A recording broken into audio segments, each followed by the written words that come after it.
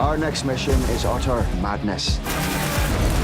The new series of SAS Rogue Heroes starts New Year's Day at 9 on BBC One and iPlayer. Welcome to the rap game. Let's get this started. This year's artists are bringing the fire. Make some noise, people. Give me the mic, I'll make it look easy. Of course I got bars, you having a laugh. Liverpool in the building, you know. This is not your arena. That was cold. Tension was crazy. And Steez just made Cam Kelly freeze. I'm confident. Ed, mate. There's always someone coming from the top spot. That was fire. Fire. That was a fire performance. Let's get it. The new series of the Rap Game UK. Press red to watch now on BBC iPlayer. On Radio 4, the more you listen, the more you see. Hello, I'm Andrew Hunter-Murray, and it's time to rip into the headlines. In our brand new radio comedy series, The Naked Week, we'll be stripping away the layers of the week's biggest stories and parading them around in the Altogether for everyone to laugh at. It's what's in the news, with a big dose of satirical silliness. The Naked Week. Listen now on Radio 4 and BBC Sounds.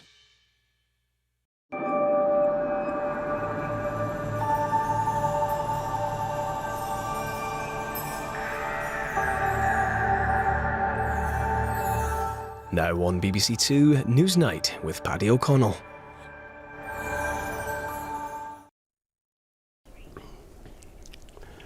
Donald Trump's back on the world stage. Will he preach peace to President Zelensky from the majestic Notre Dame? And the four horses of the quademic, how one hospital is already past 100% of emergency beds.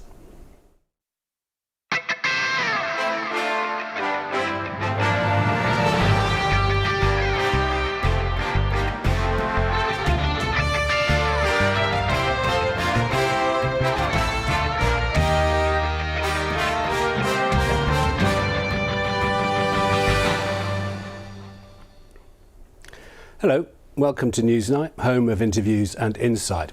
A rare diplomatic moment opens this weekend in the historic Cathedral of Notre Dame in Paris. Donald Trump strides back onto the world stage there in his first overseas trip since his re-election. He's joining heads of state as the French make Notre Dame great again. And there it is, look, live. To discuss if this is a diplomatic moment for the world as well are the Financial Times man Stephen Bush and Salma Shah, who advised the Conservatives. Thank you both for coming. I think it was a bit more of Notre Dame than you, but maybe you'll forgive me that for now. First, let's meet Seb Gorka, nominated by President-elect Trump both as his deputy assistant and also as counter-terrorism chief in the upcoming administration. Mr. Gorka, welcome to Newsnight. Thank you for having me. Good to be back. As a European by birth, do you want to just feel the awe of these shots we've been looking at, this cathedral up from the ashes? What effects is it having on you? Well, as a proud member of the greatest civilization on God's green earth, Judeo-Christian civilization, Notre Dame is a perfect exemplar of the pinnacle of that civilization, and the horrific footage from just a few years ago of the fire that almost destroyed it. It is great to see this incredible embodiment of what we represent. I think it's almost a 900-year-old building being rededicated, reopened to the public, and to have my former and my future boss present at the ceremony.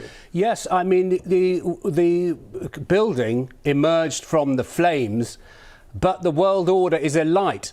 Is this also a leadership moment? Will your new boss meet President Zelensky on the margins, do you think?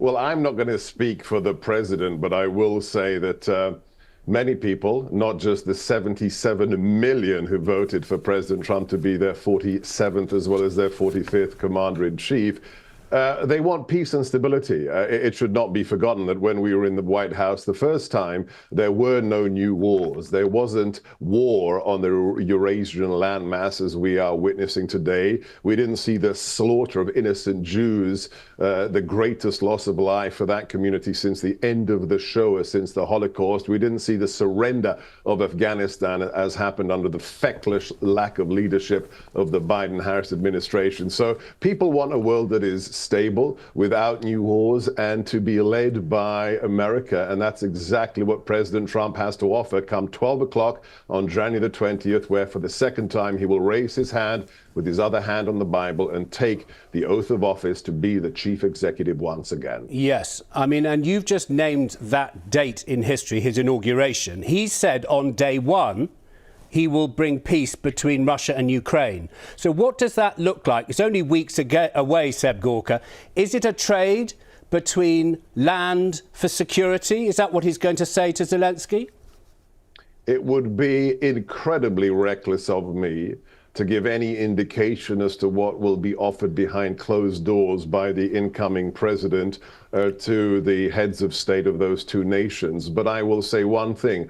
If you want to understand how it's done and how the world was stable under the first Trump presidency and will be again very rapidly under the second Trump presidency, I recommend everyone read his book, The Art of the Deal. If you want to understand how we did what we did for 4 years and how we will do it again, read President Trump's Art of the Deal and listen to him from his rallies. His primary concern with regards to that benighted area is to stop the bloodshed. But just with time being brief, Seb Gorka, I should see this meeting in Paris as having the potential for the art of the deal to be revealed. You don't want to tell me what the deal is, but you're telling our Newsnight viewer, yes, this could be a moment. It's the sort of way my boss works. Well, I'm not revealing anything tactical or strategic, but everyone knows that at events of this ilk, things always happen on the margin that are not part of the official agenda. So let's just leave it at that. OK, well, we don't need to leave it at that, but we're very grateful to you pointing to what we're saying as well. Let's turn to the rare intervention of our former Prime Minister, Deputy Prime Minister, Nick Clegg, now VP of Facebook.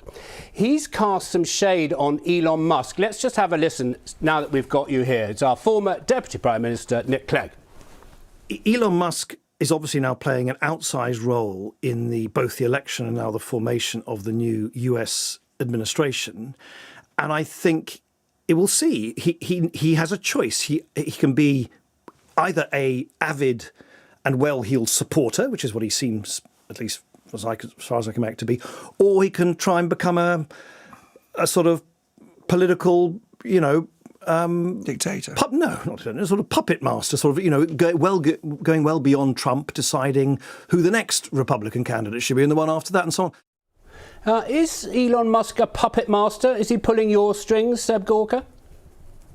Anybody who uses language like that with regards to anyone in the Trump administration should get them to the funny farm. There are no puppet masters. If he's thinking about Joe Biden, the senile dotard in the White House right now, or Kamala Harris, that would be apposite. Elon Musk is a genius. He's a concatenation of Henry Ford, Einstein, and Nikola Tesla, a man who took on the auto manufacturers, a man who is single-handedly revitalizing the space race. Seriously, that's a risible comment. Yes, I mean, although you said of him in 2022, he's not a conservative, he's more of a libertarian, and you described him as having questionable business connections with China. I mean, do you think, generally speaking, that the Brits need to get with the programme when it comes to dealing with Elon Musk? Are you satisfied that the new Prime Minister talks Trump? Do you think we need someone like Nigel Farage as a bridgehead? He said Donald Trump would love it if he, Nigel Farage, got involved. Well, I'm glad you're pointing out that Elon Musk, unlike some people, can actually evolve politically. The vice president-elect, likewise, was no fan of his new president-elect a few years ago, but has become one of the strongest voices for America First and MAGA America has ever seen. So what is it liberals call that? Evolution. So thank you for pointing that out. With regards to Nigel, look, I know Nigel well, and he has very good relations with the incoming president-elect. I'm not going to talk for the incoming ambassador to the Court of St. James, but let me tell you one thing. I know President Trump. I served him 8 years ago in the White House. I have a plan to do so again. He has a very special place in his heart for the UK for familial reasons and others. So I don't think the special relationship is in great danger if people relate to the new administration fairly and openly and wish to work together with us. And would you like to see Nigel Farage have more of a trampolining role? Shall I put it that way? Would not be appropriate for me to comment on Nigel's future or what the president plans for him. It's let them talk for themselves, and you can invite Nigel onto Newsnight. We did. He came this week and he said Donald Trump would love it if he was ambassador. Well, good for Nigel. OK, stay with us, Seb Gorka. I can see you're keeping your powder dry for now. What do we make, both of you here, about what Nigel Farage has said? Do you think that Keir Starmer is playing it correctly with Donald Trump? Well, they had their dinner before the election. He was the first person to call after the president was shot.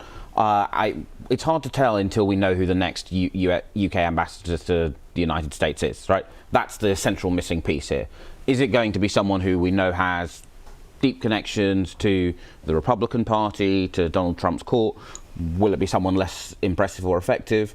I think thus far you have to concede that I think the UK government's done a pretty good job of handling that aspect of it, but they have a big China problem. I think that I would agree with Stephen's assessment. I think the Prime Minister has done everything that he's supposed to do in terms of courting our nearest and most important ally when we think about the US. He's had dinner with him. He's had dinner with him, and he made a big effort to have dinner with him, before the election. OK. But there is a difficulty, though. This isn't just about the personal relationship between them, and I think we have to consider that in the context of Nigel Farage as well. There are strategic conversations that we need to have that are in our mutual interest. And I hope that would be the thing that is prevalent. Well, let's just look, and Seb Gorka was awed as we are here by these pictures. Let's look at here's a strategic conversation that could be had. Is it a missed moment not to be in Paris this weekend, do you think, for Keir Starmer? The Prince of Wales will be representing the UK government. So yes, you can argue this both ways. I think because it's Notre Dame, because President Macron is obviously trying to make this a big sort of national and international piece of theatre. I mean, it's obviously speaks to the soul of the French. I think it's important that we have royal representation there. Could it have been in addition to the Prime Minister? Yes, but it's not ostensibly about diplomatic negotiations. It is about this moment of restoration for France. I mean, it's totally glorious. I still wonder, to you, Stephen, do you think that there is a weekend of history that could be made here, with weeks to go to the inauguration, with everything Seb Gorka's told us about? Look to the margins. I mean, these are pretty majestic margins. They are pretty majestic margins, but I think it is also worth remembering that one of the reasons why President Trump is there and President Zelensky is there is the word president.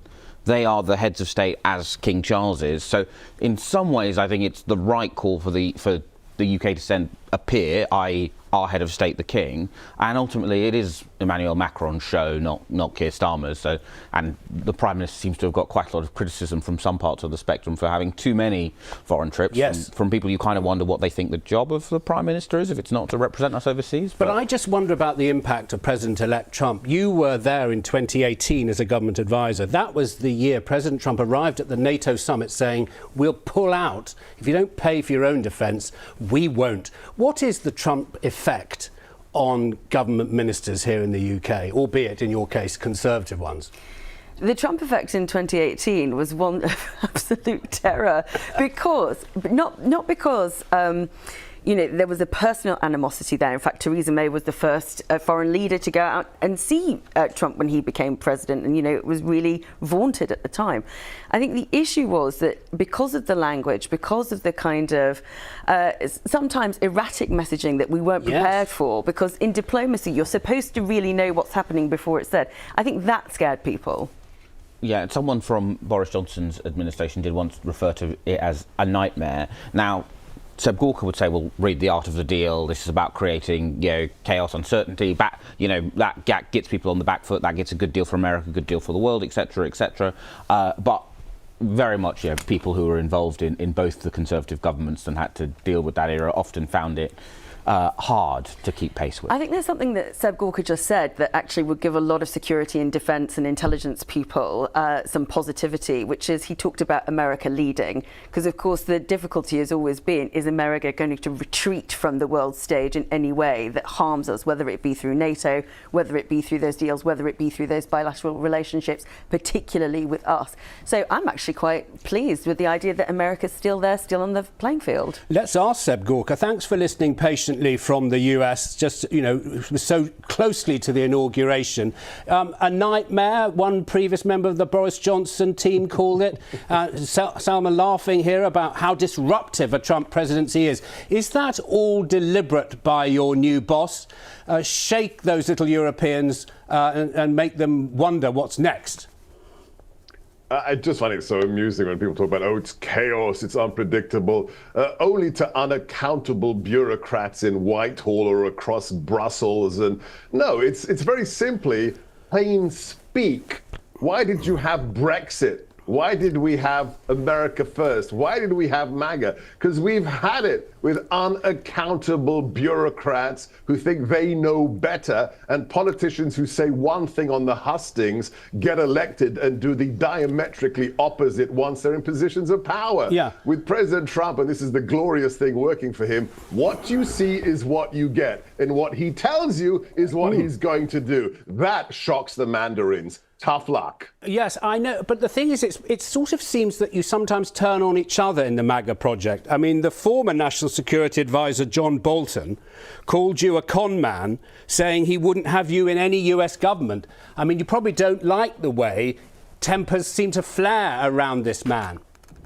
Yeah, sadly, your description is woefully inadequate. John Bolton has nothing to do with MAGA or America First. MAGA won. He was Trump won, wasn't he? Can I finish? Oh, no, I think it's... Of course you can. Him and his risible 1970s porn moustache. This is a man who has announced on British television 18 months ago, and yes, I'm running for the presidency of the United States. Hey, Johnny, whatever happened to your campaign in the British interview in which he said, and President Trump's popularity in America is in terminal decline? Hey, Johnny, did you know what we did 32 days ago? Bolton is an irrelevance, a neocon who may have served for a short time in the Trump administration, but he is definitely not MAGA today, and nobody takes him or his moustache seriously. Well, I wonder if it's kind of like you're making my point for me, because you could just have disagreed with the characterisation, but you've gone for a sort of porn moustache thing. And I just wonder, no, hang on, if you just let me finish, I'm not being rude. I just wonder if you're making the point for us that the MAGA people sometimes get a bit emotion, and inevitably we could do policy, but we're doing porn moustaches. And I'm kind of saying, calm down, you've won. You've done the trifecta in DC, you've got the Senate, you've got the popular vote, and you've got the college. Do you think you should be a bit more magisterial, a bit like those Notre Dame pictures you were admiring? Well, you were admiring them, as was I, but maybe you should ask the people who booked me to come on BBC whether they want me for who I am or to comport with your desire. I don't know what emotion means. Maybe that's new since I left Britain 24 years ago. But look, at the end of the day, your diagnosis is fallacious. John Bolton was always a neocon. He was never really MAGA, and now he's just laughable. Seb Gorka, we booked you because we like hearing what you have to say. So I hope you'll come back on Newsnight. Absolutely. Thank you very much indeed. God bless. Lots to digest there. Now, warning lights are flashing over a virus foursome known as the quademic. COVID, flu, respiratory virus and norovirus. It threatens huge pressure for the health service, with the NHS in England saying it's busier than it's ever been before heading into winter. Nick Hume is Chief Executive of East Suffolk and North Essex NHS Foundation Trust.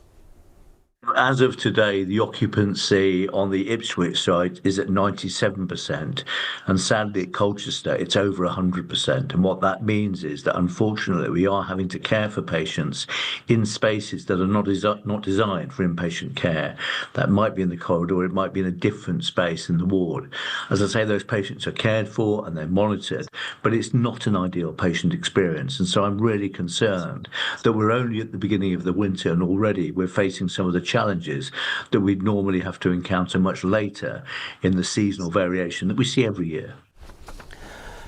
Dr. Adrian Boyle is the president of the Royal College of Emergency Medicine, joining us from Cambridge, where he's a consultant in emergency medicine. Dr. Boyle, thank you for joining us on Newsnight. How would you characterise the national picture for which you can speak? We heard from Ipswich and Colchester there. What's it like around England? So I think what we heard from Ipswich and Colchester can be repeated in pretty much every emergency department and pretty much almost every hospital in the UK at the moment. We are extremely concerned about the situation at the moment. The respiratory viruses and the winter viruses that we see are a small part of the problem, but when the system is chronically so overloaded and under so much pressure, these viruses just are the straw that breaks the camel's back. So we are extremely concerned about this winter. To try and put this into context, last year there were 14,000 extra deaths because of long waits in emergency departments, and I'm worried we're getting into a situation this year which could be worse than that. So you're comparing nationally. Can you compare last year when it was a Conservative administration? Did you feel bluntly that the Conservatives had more of a handle on it than Wes Streeting and Keir Starmer? Were you in a different state of readiness for winter last year? So if we go back to the winter of 2022 to 23, things became very, very difficult. And, there is always a media interest in a winter crisis, but this was very different.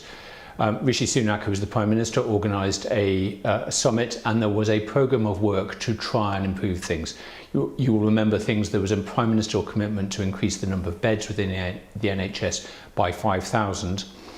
And actually there was the beginnings of effect. It was still no picnic, but things were getting better. What I'm worried about now is with the new administration finding its feet, we haven't had that same grip and same prioritisation of the potential problems in A&E that we have seen over the last couple of years. So, it's a new government, they've got a lot to try and sort out, but at the same time, there is an urgent and pressing need to sort out the problems in A&E. I wonder if what you could be getting at there is that they're new in government, so they're setting out their long-term, recently plan for change, whereas after 12, 13 years of the Conservatives, they weren't telling the public what their vision thing was. They were trying to fix the criticisms about what was going on in the winter health crisis. Do you think that the new government's distracted by the vision thing rather than the virus thing? I think there is, I think it's very tempting when you come in to try and set out a long-term plan, and that's right and proper that they should do this. But at the same time, there is a crisis. It's all very well deciding what you're going to do with your decorating in one room, but if you've got a fire going on in another room, you need to deal with the fire as well. So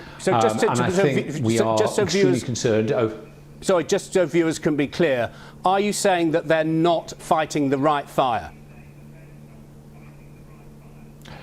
So we're concerned there isn't enough attention being paid to the problems in A&E at the moment. What can we do as viewers of Newsnight? To put bluntly, would you like to import some of the habits we got into during the pandemic? There was a big vaccination uptake. People washed their hands, can you imagine, which they hadn't been doing before. They opened windows, they socially distanced. Is there more we can do without blaming anyone in government for protecting our own health? Well, I think it's important that we do vaccinate, and I know people, and we do get vaccinated if we're eligible, and I know that we're probably all heartily fed up of having multiple vaccinations. There's probably a degree of vaccine fatigue, but if you live with somebody who is eligible for vaccination, it'd be very sensible to encourage them to get vaccinated. And I know sometimes it isn't as easy as it should be, but actually the public we know that vaccination rates are lower than they should be at this time of year, and that will be creating problems. Flu is really difficult. Once it gets into a hospital, it closes wards, staff go sick, and it has huge knock-on effects. It is also really unpleasant. Most people think, oh, it's just a cold, but for people who are elderly or vulnerable, it can be really, really dangerous. OK, thank you very much for condensing all your experience into just a few minutes. Thank you very much. Maybe stay around if you can, if you've got time, when we talk to Salma and Stephen. There's a political trip hazard for parties of all stripes here, is there not, about the winter health crisis? And that's quite stark from someone of that seniority. Yeah, and I think it's about the framing. So Keir Starmer and Labour have basically asked the public to judge them on their record with the NHS, albeit in 5 years' time, the next time there is an election. And you're right, it is about long-term thinking. But the difficulty in government is you can't just wait for it to improve at some point because you're putting things in place. You do actually have to deal with the immediate crises as well. So this is the thing that Labour will draw comfort from, isn't it? When they took office in 1997, they had winter crises essentially every year until 2000, right? It was still a big theme in the 2001 election, was that the NHS wasn't improving. Of course, we then had that big improvement as a country in NHS outcomes from 2001 to 2010. They will hope that they once again get given the time and the breathing space to do that. But they had the massive advantage last time that they inherited from John Major, a brilliant, very strong economy, which meant there was a huge feel-good factor everywhere else. They have not inherited a very strong economy. They don't have that feel-good factor. So they may end up in a much more difficult situation. Well, I mean, I don't know whose copy of the manifesto this is. Is it yours, Sam? Have I picked up accidentally? No, sadly not. No, it's not yours. Is it your? I mean, here it is, page 91. We'll cut NHS waiting times with 40,000 more appointments every week. Well, if you've got people being treated for flu in a corridor, you're not going to get to that, are you? You're not going to get to wait times, which is one of the milestones as well, isn't it? Or one of the missions.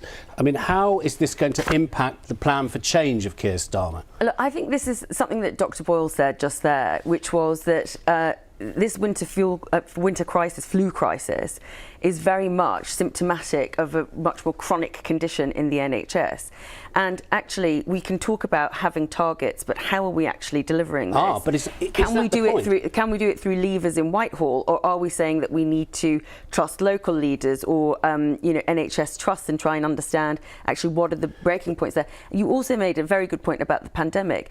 All this stuff that we learnt about prediction and then planning from the pandemic, all this stuff we learnt about behaviour, why hasn't that become sort of the norm around the way we think about, respiratory conditions, certainly, but also the chronic piece? How are we getting those waiting lists down? What is it that's been the barrier for such a long time? But don't you think that, you remember Stop the Boats from Rishi Sunak?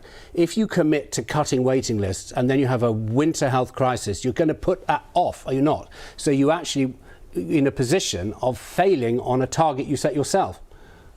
I think people are getting a little bit hysterical in parts of this building about a government that's 5 months old.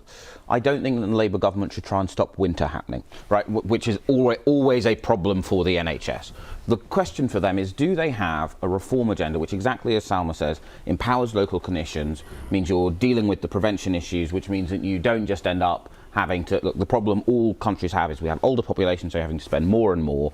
Are they able to keep a hold on NHS spending while improving NHS outcomes, which, spoiler alert, ain't going to happen in the first winter after a Labour government takes control in July? No, that's right. The thing they've got to focus on, making sure they don't get pulled off into this kind of continual firefighting. But then it becomes a question of how are you working with those clinicians? How are you working with the structures? And how are you giving them faith in order to continue? And how are you keeping the electorate's faith in you as a government? If their experience, it's not just polling, it's not just what they're seeing on the news, it is their own experience of hospitals and GP surgeries and everything else. If they end up in the situation that they had at the end of 14 years of Conservative government of 8% of people waiting for some form of NHS procedure, probably realistically more than that because people knew they weren't going to get one. If they haven't managed to get that number down by 2029, they ain't going to be re-elected. So what are the structural interventions that you need to make? I mean, you've obviously had this massive shock to the NHS in terms of the pandemic.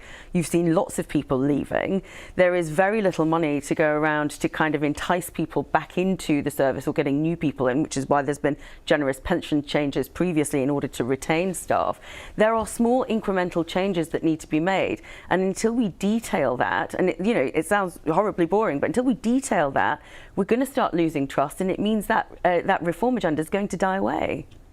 Well, I mean, I think, you know, they've got together the team. Basically, Wes Streeting's kind of treating it like a heist movie almost, right? You've got Alan Milburn, Ara Dazi, the last people who turned around the state of the NHS. So he's got a pretty good team around him in terms of the people who fixed the NHS last time around. It is much harder for them because it's an older population. We've got a novel virus which adds to the pressure. But I think ultimately we've got to remember it's a 5-year project, not a 5-month one. And back to you, Dr. Boyle. When you hear us address the politics of this with some, interesting thing about the building here and the public there, do you feel reassured that the policy is in safe hands with this government? I don't know much about policy, but what I would say is that the problems we've got, yes, they keep coming around, and yes, they have been fixed before. I was a junior doctor in the 1990s, and I saw very similar situations. There were some differences, but there were some similarities. It could be fixed, and this is very much a fixable problem, provided there's the political will. OK, thank you very much indeed, Dr. Adrian Boyle, and keeping you for all that time. I should say, in relation to the criticisms we've heard, Health and Social Care Secretary Wes Streeting told Newsnight the government had inherited an NHS broken but not beaten, that staff are working hard and that the government is backing them with an extra £26 billion, delivering long-term reforms through a 10-year health plan, not just a 5-year health plan. Let's have a look at the papers, starting, I think, on my top there with the I weekend. Labour drops NHS pledge to cut A&E waiting times to 4 hours. Now, that's sort of where we were going to in our discussion. Downing Street says it can no longer guarantee that target will be met. Ambulance crews forced to keep people waiting outside hospital up to 12 hours. The end is nigh for Assad is also on the front page there. The Daily Telegraph, energy bills may rise in nuclear power push. And the Prince of Wales to join Trump at the reopening of Notre Dame. And a picture in red there. Can we bring the Daily Telegraph full frame? We can't. But I can tell you that the Princess of Wales is seen there. Many viewers will be delighted to see the Princess of Wales back in such a public role. What do you think? Oh, yeah, absolutely. And it's her carol service that she's had for many years now. And I'm delighted to see her. It's a bit of hope in this season. It is a bit. She's holding a candle there on the front page. This is a rare bit of good news for us as news junkies. Yeah, it's a nice positive story for a change. And it's carried on the front page of the Times as well, although, just in case you were getting in a good mood, MI shifts focus from terrorists to rogue states, and Arlene Phillips, I want to lose weight at 81. Apparently we can't see any more of the papers, but we have at least enjoyed listening to you very much indeed. Thank you both very much for coming. Keep watching for the latest weather forecast straight after Newsnight, following that rare red warning for Storm Darragh approaching the UK. Find out which areas are affected just after we leave you. Thank you for joining us tonight. We hope you'll join us on Monday when it will be Christian presenting. Thank goodness. Good night.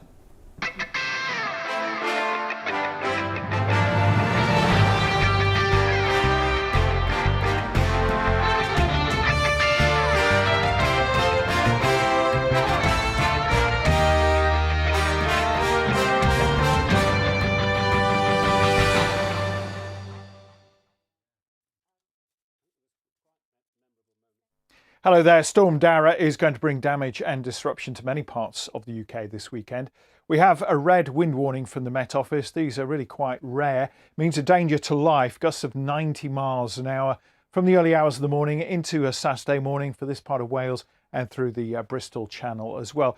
As well as a danger to life, it means there's likely to be travel disruption, there could be power cuts, and there'll be some large and dangerous waves as well. There's the centre of the storm. It's heading its way eastwards overnight, strengthening the winds across many parts of the country, bringing rain, but also some snow for a while across the higher ground in northern parts of Scotland.